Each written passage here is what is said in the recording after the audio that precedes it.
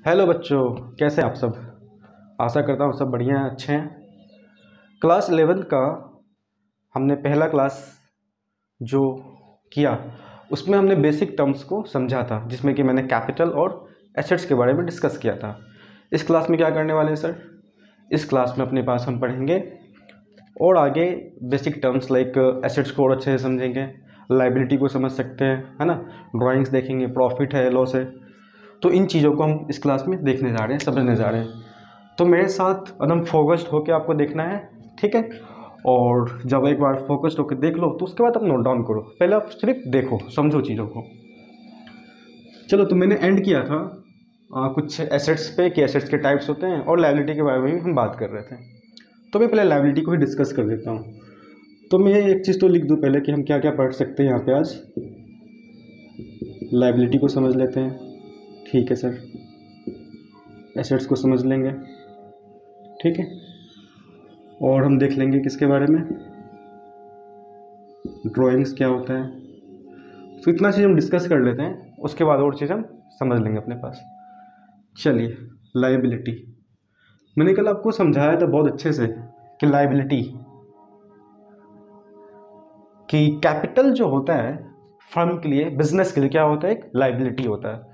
तो मैंने तो इतना ही बात बताया था, बट आज हम समझते हैं अच्छे से डिटेल में कि क्या है लायबिलिटी, क्या है आखिर।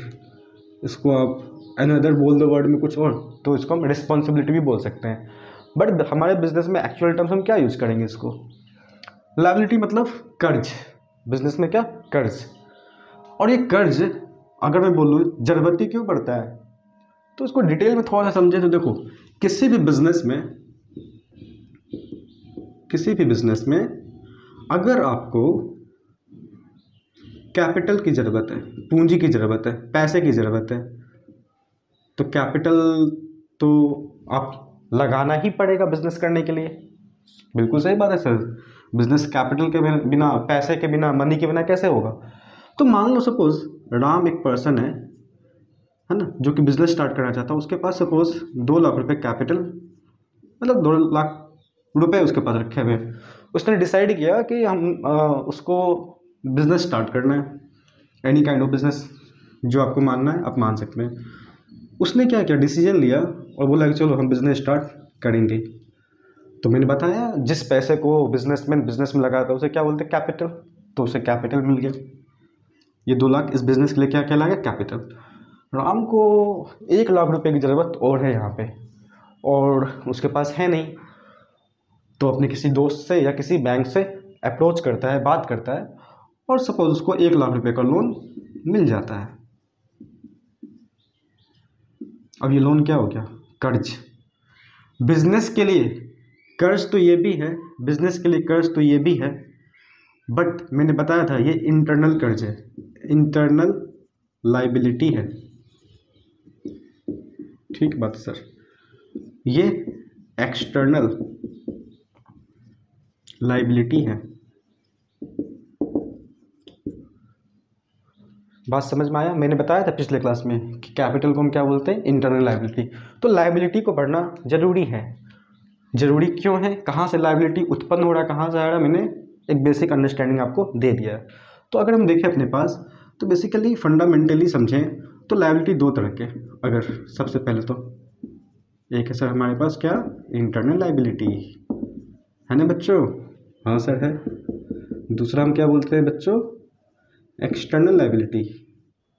सही बात है सर। इंटरनल लाइबिलिटी को एक ही तरह का होता है जिसको हम बोलते हैं कैपिटल। कैपिटल क्या होता है, इंटरनल लाइबिलिटी। क्योंकि बिजनेसमैन ने बिजनेस में लगाया है, तो बिजनेस को किसी आउटसाइडर को पे नहीं करना है पैसा। अगर बिजनेस बंद होता है, या यूँ कहो बिजनेस के पास जो रिस्पॉन्सिबिलिटी है इस पैसों को लेकर, तो वो रिस्पॉन्सिबिलिटी किसी आउटसाइडर को लेकर नहीं है, इनसाइडर को है। मतलब कि जो बिजनेस में एक पर्सन बैठा हुआ है, प्रोप्राइटर, उसको लेकर है। इसलिए बोलते हैं इनसाइड द बिजनेस ही वो पर्सन। इसलिए इसका क्या नाम रख दिया हमने, इंटरनल लाइबिलिटी। वाह सर, ऐसा है। हाँ बच्चों, ऐसा ही है, ठीक है। एक्सटर्नल, एक्सटर्नल मतलब क्या, बाहर वाला। अब बाहर में 2 तरह का बात देख सकते हैं आप। पहला क्या है, एक हो सकता है आपके पास शॉर्ट टर्म, जिसको कि हम करंट भी बोलते हैं, करंट लाइबिलिटी भी बोलते हैं। एक हो सकता है आपके पास क्या, लॉन्ग टर्म, जिसको कि हम नॉन करंट लाइबिलिटी भी बोलते हैं। बहुत अच्छे से मेरी कोशिश है कि समझाऊँ आपको। आप अभी तुरंत आए हैं क्लास 10 का एग्ज़ाम दे कर अपने 11th में, है ना, तो एक आपके लिए एक नया दुनिया है ये कॉमर्स का, तो अच्छे से ही समझने में आपका फ़ायदा है। अदरवाइज़ आप बस पढ़ते रह जाओगे, समझ में कुछ आने वाला नहीं है, इसलिए मैं इस डिटेल में समझा रहा हूँ कि आप समझो। चलो ठीक बात सर, इतना बोल रहे हो तो हम भी कोशिश आपके साथ पूरा करेंगे सर समझने का। थैंक यू सो मच बच्चे। तो short term, long term, business का कहना है शॉर्ट टर्म लोन हम उसे बोलते हैं जो हमने लोन तो लिया है 1 साल के लिए लिया है। कितने साल के लिए? 1 साल के लिए। मतलब हर वो लोन जो एक बिजनेस ले रहा है कितने समय के लिए? सिर्फ 1 साल के लिए। 1 साल के अंदर वो क्या बोलता है, हम रिपे कर देंगे। क्या कर देंगे? रिपे कर देंगे। तो मतलब ऐसा कोई भी कर्ज जो बिजनेस बोलता है कि हमने लिया तो है और हम 1 साल के अंदर उसको क्या कर देंगे, रिपे कर देंगे, वापस कर देंगे। ठीक है सर। तो एक मान लो कि बैंक लोन 1 लाख रुपए का राम ने लिया और बैंक को बोला कि हम आपको ये 1 साल में वापस कर देंगे। तो राम के बिजनेस में ये लोन 1 लाख रुपए का ये वाला जो पैसा क्या कहलाएगा? शॉर्ट टर्म लोन, और you can say current liability. What we can call it? Current liability. वाह सर, सही समझ में आ गया सर। तो हर वो कर्ज जो 1 साल के अंदर आप वापस करने के लिए रेडी हो, आप ले रहे हो बट बोल दो कि 1 साल में वापस कर दें। चलो बात खत्म हो गया, समझ में आ गया सर। आगे बढ़ते हैं फिर। ठीक, नॉन करंट का मतलब क्या हो गया?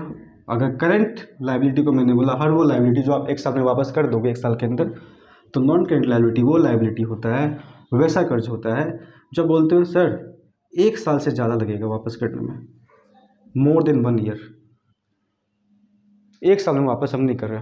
हो सकता है वो 14 मंथ हो, 15 मंथ हो, 1.5 साल हो, 2 साल हो, 3 साल हो, 2.5 साल हो, कुछ भी हो। 1 साल से ज़्यादा आप क्या बोल रहे हो? 1 साल के बाद पे करेंगे, हाँ ठीक है, तो उसको हम क्या बोलेंगे? Non current liability. अगर राम हमारे इस एग्जाम्पल में 1 लाख रुपया अगर ले रहा है और वो बोल रहा है हम वापस करेंगे सपोज 1.5 ईयर्स में, 1.5 ईयर्स में, तो लाइबिलिटी क्या कहलाएगा राम के लिए? Non current liability. और हम उसे लॉन्ग टर्म लोन भी बोल सकते हैं, लॉन्ग टर्म लोन भी बोल सकते हैं। ऐसा बात है सर? हाँ बच्चे, ऐसा ही है बिल्कुल। ठीक है सर, बात समझ में आ गया। तो फिर से देख लो, लाइबिलिटी में इंटरनल एक्सटर्नल, इंटरनल में कैपिटल, एक्सटर्नल में 2 चीज़, करंट और नॉन करंट। एग्जाम्पल्स, इसमें एग्जाम्पल्स बहुत हो सकते हैं, बस डिपेंड करेगा टाइम पीरियड का कि लोन 1 साल के लिए लिया गया या 1 साल से ज़्यादा के लिए। उस बेसिस पे हम टाइम पीरियड पे डिफाइन कर सकते हैं कि करंट है या नॉन करंट। वाह सर, बात खत्म। ठीक है, आगे समझते हैं। तो लाइबिलिटी हमारा हो गया खत्म। एसेट्स को समझते हैं।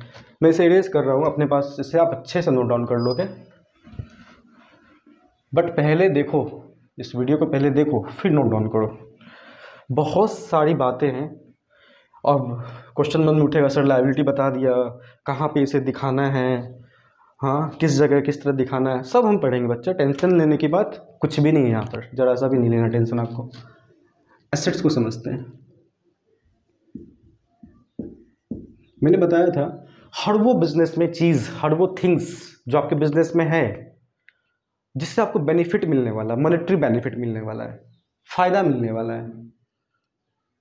ठीक बात है सर। तो मैंने बोला कि 2 तरह का हो सकता है। एक हो सकता है करंट एसेट्स और एक हो सकता है नॉन करंट एसेट्स। ठीक सर, किसको बोलेंगे करंट एसेट्स? देखो, हम अपने बिजनेस में, सपोज आप बिजनेस कर रहे हो, अगर मैं पिछले क्लास वाला एग्जांपल ले लूँ बुक्स का, तो सपोज आपने डिसीजन लिया था कि हम बुक्स का बिजनेस करने वाले हैं, तो बुक्स, जितना भी बुक्स होगा आपके लिए बिजनेस में, उस बुक्स को हम स्टॉक बोलेंगे। जिस चीज़ में एक बिजनेस डील करता है, तो आप डीलिंग किस में करना चाह रहे हो? बुक्स में। तो बुक्स क्या हो गया आपके लिए? स्टॉक हो गया। Stock is also kind of assets, लेकिन व्हाट काइंड? करेंट और non current? Sir current assets होगा स्टॉक। तो मेरा कहना है हर वो हर वो एसेट्स जो आप बिजनेस में ला रहे हैं, बट आपका इंटेंशन क्या है एसेट्स को लाने के पीछे? कि उसे हम सेल करेंगे। क्या करेंगे? सेल करेंगे। क्या इंटेंशन? और 1 साल के अंदर में सेल हो जाना चाहिए। सॉरी 1 साल की बात कर रहे हो? यहाँ तो हम चाहते हैं कल ही बिक जाए, परसों ही बिक जाए। हाँ बच्चे, बात यही है कि आप चाहते हैं कल ही बिक जाए, परसों बिक जाए, तरसों बिक जाए। फिर भी एक प्रेसाइज एक समय लिया जाता है कि कोई भी एसेट्स जहाँ पे आपको इंटेंशन है, आप चाहते हैं कि 1 साल के अंदर वो सेल हो जाए। क्या हो जाए? सेल हो जाए, और उससे आपको बेनिफिट मिलता रहे। या और इस बात को मैं कहूँ, हर वो एसेट्स जिससे कि बेनिफिट आपको 1 साल के अंदर मिल जाए। और बिजनेस में आप लाते हो उसे सिर्फ बेचने के लिए, रखने के लिए नहीं। किस चीज़ के लिए? सेल करने के लिए। बुक्स किस लिए आया है? सेल करने के लिए। ठीक बात है सर। चलो, तो बात समझ में आ गया अगर, तो इसको हम समझ लेते हैं। मैंने यहाँ बुक्स का एग्जांपल लिया, आप किसी भी चीज़ का एग्जांपल लो। अगर आपका रेस्टोरेंट का बिजनेस है, तो रेस्टोरेंट में आप जो फूड आइटम्स बना रहे हो, तो क्या वहाँ पे मोटिव है? कि बना के रखते जाना है कि डे टू डे सेल हो? और यहाँ पे 1 साल के पीरियड को मैं और डिफाइन कर दूँ कि देखो, सपोज आपने बुक्स लेकर आया है, बुक्स लेकर आए अपने पास, आप बोल रहे सर ने तो बता दिया 1 साल के अंदर। अच्छा, तो ये 6 महीने के बाद भी बिकेगा, 8 महीने के बाद भी बिकेगा, तो करंट एसेट्स होगा। हाँ होगा, लेकिन देखो मेरी बात को समझना, ये एक डेफिनेशन है, ये कंसेप्ट है छोटा सा, कि हर वो एसेट्स जो आपको बेनिफिट 1 साल के अंदर दे दे। तो आप अगर बुक्स लेकर आए तो आपका तो इंटेंशन है ना कि कल आज से बिकना स्टार्ट हो जाए, कल डेली बिके, डेली। बट दिमाग में ये सेट करना है आपको कि हर वो एसेट्स जिससे बेनिफिट आपको 1 साल के अंदर मिल रहा है, हो सकता है कुछ बुक्स आपका साल भर ना बिके, साल भर के बाद बिके, बट इंटेंशन क्या है? 1 साल के अंदर, और जल्द से जल्द बेचने का इंटेंशन है। इस बेसिस पर अगर आप समझ के रखते हो तो बहुत अच्छे से समझ जाओगे। कोई भी एग्जाम्पल आपके सामने पुट किया जाएगा, आप बिल्कुल आसानी से समझ सकते हैं। ठीक है, नॉन करेंट एसेट्स क्या है सर? हर वो एसेट्स जो बिजनेस में आप लेके आते हो, नॉट फॉर सेल, बेचने के लिए नहीं, तो किस लिए लाते हो sir? Continued use in business, business में यूज करने के लिए लाते हैं। अच्छा सर, बताओ, समझ में नहीं आ रहा है? अभी समझ में आ जाएगा। एग्जाम्पल अभी चलो मैं इसको प्लांट एंड मशीनरी छोड़ देता हूँ, एक छोटा सा एग्जांपल देता हूँ। बुक्स के बेसिस पे आपने बुक्स का बिजनेस स्टार्ट किया है, तो उसमें फर्नीचर वगैरह का, सेल्फ बुक्स रखने के लिए फर्नीचर का ज़रूरत पड़ सकता है, बिलिंग करने के लिए कंप्यूटर का ज़रूरत पड़ सकता है। हाँ सर, पड़ सकता है। तो अगर इस 2 चीज़ को ही देखो, तो फर्नीचर आपने बनवाया कि बुक्स के बिजनेस में फर्नीचर क्यों बनवाया था? क्या बेचने के लिए? नहीं नहीं नहीं सर, क्या बोल रहे, बेचने के लिए थोड़ी। बेचने के लिए तो किताब है हमारे पास। फर्नीचर बनवाया आपने बुक्स को रखने के लिए। तो देखो, फर्नीचर नॉट फॉर सेल है? हाँ है। कॉन्टिन्यूड यूज़ इन बिजनेस, क्या आप इसका कॉन्टिन्यूड यूज़ इन बिजनेस करना चाहते हैं? हाँ करना चाहते हैं सर। कंप्यूटर में भी ये दोनों कंडीशन लागू हो रहा है। बिल्कुल सर। और क्या? जो आपको बेनिफिट दे फॉर मोर देन 1 ईयर, जो आपको 1 साल से ज़्यादा बेनिफिट दे। Chances are high in every fix assets. अच्छा, तो मैंने एक वर्ड यूज़ किया यहाँ पे, फिक्स्ड, तो मैं लिख देता हूँ। नॉन करेंट को हम क्या बोलते हैं? फिक्स्ड भी बोलते हैं। हर फिक्स एसेट्स, हर ऐसा एसेट जो बिजनेस में यूज़ करने के लिए लेके आ रहे हैं, आपको 1 साल से ज़्यादा के लिए ही बेनिफिट देगा। रेयरली होता है कि कोई अर्थक्वेक, लाइक कोई ऐसा एक्सीडेंट हो गया तो बिजनेस में नुकसान लग गया, तो फर्नीचर या कंप्यूटर कुछ ऐसा नुकसान हो गया 1 साल के अंदर ही, वो एक एक्सेप्शनल केस है। बट आप लाते हो जनरली किस थिंकिंग से? कि फर्नीचर लगाया है, अभी 2-3 साल, 4 साल, 5 साल तो पूरा फर्नीचर चलेगा, उसको 2-3 साल, 4 साल के बाद रिनोवेट करेंगे। कंप्यूटर लाया बिलिंग के लिए, चलो 4 साल, 5 साल तो चलेगा ही। तो इंटेंशन क्या है? और क्या लग रहा है, बेनिफिट नहीं दे रहा, benefit for more than 1 year, बिल्कुल यूज हो रहा है बिजनेस में, हो रहा है। क्या सेल करने के लिए लाए हो, बेचने के लिए लाए हो, नहीं। तो हर वो एसेट्स जिसको आप बिजनेस में लेके आ रहे हो for continued use in the business and for getting benefit, it will benefit you for more than 1 year. अब 1 साल से ज़्यादा तो मतलब 2 साल, 3 साल, 4 साल, 5 साल, 6 साल, कितना साल भी बेनिफिट दे सकता है। जितना अच्छा एसेट्स होगा उतना समय तक वो चलेगा। ठीक है सर। देन और देख लो, अगर फैक्ट्री आपका है तो प्लांट एंड मशीनरी लगाते हैं, हाँ सर लगाते हैं ना, बड़े बड़े प्लांट्स, बड़े बड़े मशीनरी, किस चीज़ के लिए, प्रोडक्शन के लिए। तो क्या इसको बेचने के लिए ला रहे हो, नहीं, कॉन्टिन्यूड यूज इन बिजनेस के लिए ला रहे हैं, तो फिक्स एसेट्स। ठीक है सर। क्या सर इतना ही बात है, नहीं बच्चे, और भी बात है। क्या बात है, फिक्स एसेट्स में एक और चीज़ हमें समझना है जो कि बहुत इंपॉर्टेंट है। इसमें क्लासिफिकेशन फर्दर में बताता हूँ। एक होता है आपका टेंजिबल और एक होता है इनटेंजिबल। क्या बता रहे हो सर, क्या करना चाहते हो, दिमाग खराब करना है क्या? बच्चे दिमाग क्यों खराब करना, आपको तो मैं डेप्थ में पढ़ा रहा हूँ कि आप चीज़ों को समझो। टेंजिबल एसेट्स क्या है माजरा, देखो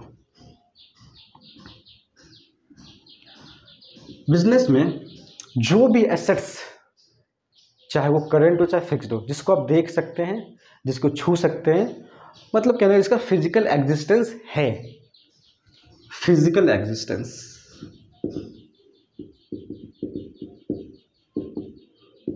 आपके बिजनेस में काउंटर में कैश, काउंटर में कैश रखा हुआ है, कंप्यूटर रख रखा है, फर्नीचर तो है ही है, बुक्स वाले बिजनेस में बुक्स तो है ही है, सब कुछ, इन सबको हम देख रहे हैं, टच कर रहे हैं, क्या बोलेंगे, टेंजिबल। तो हर वो एसेट्स इसका फिजिकल एग्जिस्टेंस है, देख रहे हैं, टच कर रहे हैं, चाहे करंट है चाहे नॉन करंट है, कोई मतलब नहीं है, देख रहे हैं। तो डेफिनेशन में 2 वर्ड इंपॉर्टेंट है, एक तो सीन और प्लस या, तो एक फिजिकल एग्जिस्टेंस की बात हो रही है और देख सकते हैं। तो फिजिकल एग्जिस्टेंस होगा तो उसको देख तो सकते ही हो, और एक चीज़ टच कर पा रहे हैं, तो फिजिकल एग्जिस्टेंस होगा तो टच तो कर ही पाएंगे अपने पास, है ना, सही बात है सर। तो उसको हम क्या बोलेंगे, टेंजिबल। मैं बार बार इतने बार इसलिए बोल रहा हूँ कि आपके दिमाग में बात सेट हो जाए अच्छे से, एकदम इन डेप्थ। इनटेंजिबल क्या सर, देखो अगर मैं आपसे पूछूं किसी ब्रांड का नाम, कि आप किसी ब्रांड का किस ब्रांड का कपड़ा पसंद है, या आप किस ब्रांड के सैलून में जाते हो हेयर कटिंग के लिए, किस ब्रांड का आप शूज़ पहनते हैं, तो आपने कहीं ना कहीं कभी ना कभी उस ब्रांड का नाम किसी से सुना होगा, जिससे आपने सुना है उसने भी किसी से सुना होगा। तो इन ब्रांड के पीछे जो दौड़ते हैं, इस ब्रांड के पीछे दौड़ने का कुछ वजह होता है। क्या वजह होता है सर, ये क्या बता रहे हो नया चीज़, बच्चे यही तो बता रहा हूँ। इन ब्रांड का गुडविल होता है मार्केट में, क्या होता है, गुडविल, जिसको हम बोलते हैं नेम एंड फेम। बहुत नाम, बहुत पहचान, फेमस हो जाता है। क्यों सर, क्यों फेमस हो जाता है, उसका क्वालिटी अच्छा है, उसके प्रोडक्ट बहुत अच्छे हैं, है ना, ज़्यादा से ज़्यादा लोग यूज़ कर रहे हैं, आपको लगता है कि इस प्रोडक्ट को यूज़ करके हमारा फ़ायदा हो रहा है, फ़ायदा इन द सेंस आपको कंफर्ट मिल रहा है, क्वालिटी वाइज बेस्ट है मार्केट में। तो धीरे धीरे ऐसे चीज़ों का मार्केट में नाम बन जाता है। इस नाम को हम महसूस कर सकते हैं, सुन रहे हैं, इस चीज़ को हम देख नहीं रहे हैं। अच्छे अच्छे जो लोग काम करते हैं उनका हम क्या, उनका नाम सुनते हैं, है ना, क्या उस चीज़ को देख सकते हो, कभी नहीं देख सकते सर। तो बहुत सारे बिजनेस जिनका मार्केट में गुडविल है, और एग्जांपल सर, पेटेंट्स, ट्रेडमार्क, ये सारे क्या हैं आपके, ये सारे क्या हैं आपके, इनटेंजिबल एसेट्स है। क्या है, इनटेंजिबल एसेट्स है। ट्रेडमार्क, हर एसेट्स का वैल्यू तो होता है ना, मैंने बताया था ना वैल्यू होता है, तो हर एसेट्स का वैल्यू है। आपके दिमाग में चल रहा होगा सर इनका क्या वैल्यू होता है सर, पेटेंट्स, आप ट्रेडमार्क गुडविल की बात कर रहे हो, इनका क्या वैल्यू होता है, क्या ये बिक सकता है, खरीदा जा सकता है, हाँ खरीदा जा सकता है, बिक भी सकता है। तो अभी चूँकि आप 11 पे भी नए नए आए हो, तो मैं थोड़ा सा आइडिया दे देता हूँ आपको ज़रा सा। तो मान लो कोई बहुत नामी बिजनेस है जो, जिसको आप खरीदना चाहते हो, ठीक है, तो आप जो खरीदना चाह रहे हो, सपोज मैंने बोल दिया एक पिज़्ज़ा हट, वाह सर मुंह में पानी आ गया, मेरे भी आ गया पानी, तो नाम सुनते ही खाने का मन चल गया। बट ध्यान दीजिए यहाँ पर, है ना, कि हम समझ रहे हैं इस चीज़ को। देखो पिज़्ज़ा हट जिसने भी स्टार्ट किया, उसका नाम विद द टाइम उनका क्या हुआ, मेहनत कर करके प्रोडक्ट को अच्छा बना के उनका एक नाम बन गया मार्केट में।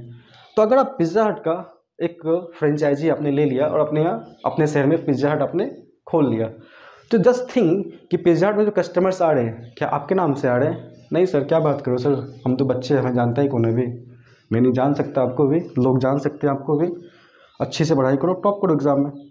तो पिज़्ज़ा हट आपने अपने शहर में खोला, पिज़्ज़ा हट में कस्टमर आ रहे हैं पिज़्ज़ा हट के नाम से।